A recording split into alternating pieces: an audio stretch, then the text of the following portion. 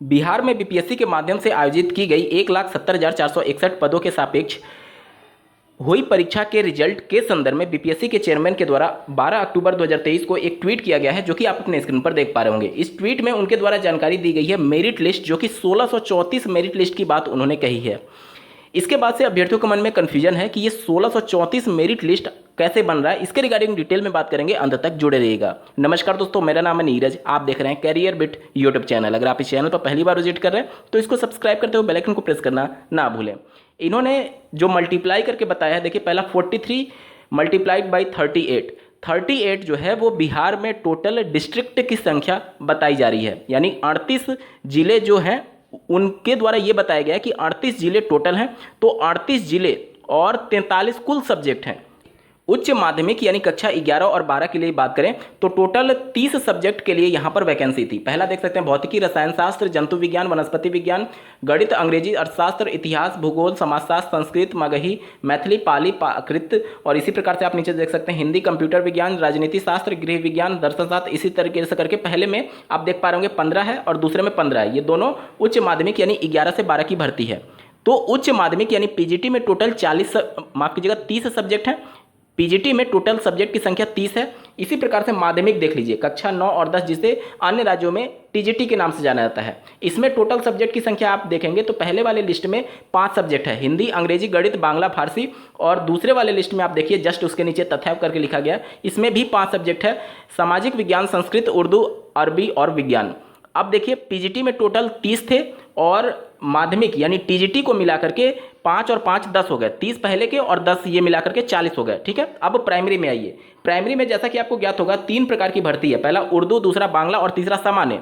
तो पीजीटी की 30, टीजीटी की 10 40 और प्राइमरी की 3 43 यानी 43 ये टोटल सब्जेक्ट हैं, जिसके बारे में उन्होंने अपने ट्वीट में जानकारी दी है। और टोटल जो जिलों की संख्या है बिहार में वो 38 है। तो 43 multiplied by 38 is equal to 1634 उनके द्वारा बताया गया है। अब इसके बाद से अभ्यर्थियों के मन में सवाल ये आ रहा है कि क्या मेरिट जिले वाइज बनेगी, अलग अलग जिले की अलग मेरिट बनेगी। इसके रिगार्डिंग डिटेल में बात करते हैं, अंत तक जुड़े रहिएगा।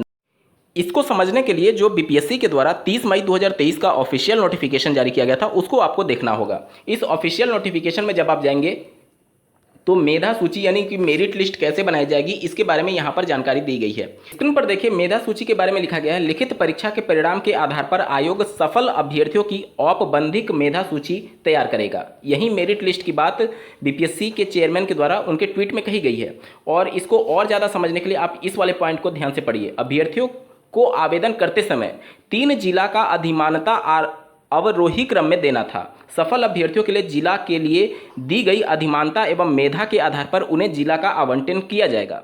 यानी कि जो मेरिट बनेगी वो तो आपकी सेंटर लेवल पर बनेगी, एक ही मेरिट होगी, लेकिन आपसे आवेदन करते समय आपको ज्ञात होगा कि 3 जिले का चॉइस आपसे मांगा गया था। वो एग्जामिनेशन सेंटर के लिए नहीं था, वो आपका कहाँ पर ज्वाइनिंग होगा, आप कहाँ पर ज्वाइनिंग चाहते हैं उसके लिए वो 3 सेंटर मांगे गए थे।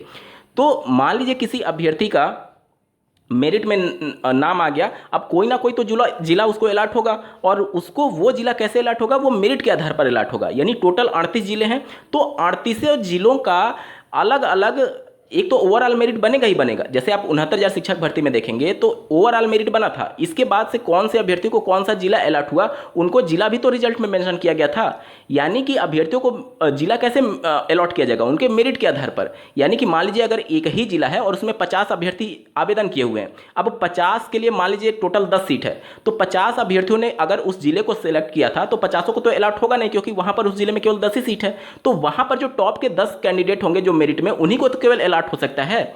यानी कि कॉमन मेरिट बनेगा, यहां पर जिले वाइज मेरिट नहीं बनेगा। लेकिन जब बच्चे को अलॉट करना होगा तो उसी मेरिट के सब मेरिट के तौर पर आप समझ सकते हैं कि ये जिला वाइज चीजों को अलॉट किया जाएगा। इसीलिए उन्होंने कहा है कि ये 43 सब्जेक्ट और 38 जिले टोटल को मल्टीप्लाई करके उन्होंने 1634 बात कही है। हालांकि अब इसको आप ऐसे समझिए कि जैसे उत्तर प्रदेश में 69,000 शिक्षकों की भर्ती का जब मेरिट लिस्ट जारी किया गया था तो क्या वो एक ही मेरिट लिस्ट था या फिर 75 मेरिट लिस्ट था। यूपी में टोटल जिलों की संख्या, डिस्ट्रिक्ट की संख्या 75 है, तो उस हिसाब से देखेंगे तो यूपी में भी 75 मेरिट लिस्ट आना चाहिए था। ऐसा थोड़ी होता है। मेरिट लिस्ट तो कॉमन ही रहेगा। अब उस मेरिट लिस्ट के अंदर किस बच्चे को कौन सा अलॉट होगा उसकी बात उन्होंने कही है। हालांकि इतना चीज़ों को ट्वीट में घुमाने की आवश्यकता थी नहीं, क्योंकि केवल वो ये लिखते कि 43 मेरिट लिस्ट बनेगी, क्योंकि सब्जेक्ट वाइज तो मेरिट लिस्ट अलग बनेगी, ये तो चीज़ें समझ में आती हैं, लेकिन जिला वाइज जो है वो उसमें अंदर ही इंक्लूड है, वो अलग से मेरिट नहीं बनानी है, वो उसी में अंदर इंक्लूड है। इस हिसाब से 69,000 में तो 75 मेरिट लिस्ट बन जाती, 75 थोड़ी बनी थी, एक ही मेरिट लिस्ट बनी थी। तो ये सभी चीज़ों को थोड़ा सा ज़्यादा ही एक्सप्लेन करने की वजह से ये पूरा कन्फ्यूजन हो गया था, जो कि उनके ट्वीट से आप समझ पाए होंगे, अब मैं उम्मीद करता हूँ। इस वीडियो को देखने के लिए आपका बहुत बहुत धन्यवाद। भगवान करे आपका दिन शुभ हो।